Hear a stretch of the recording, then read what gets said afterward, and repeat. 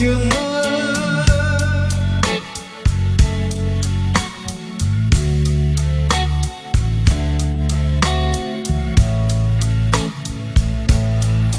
Chung một niềm tin nở hoa, mùa xuân gọi tên yêu thương đất nước lớn lên từng ngày, không phân biệt màu da tiếng nói ai cũng được sống công bằng.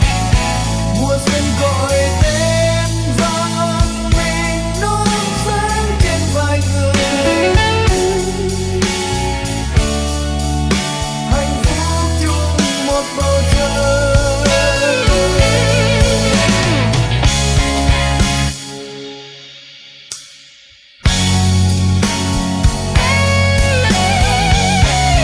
Đất nước mình mãi vươn lên.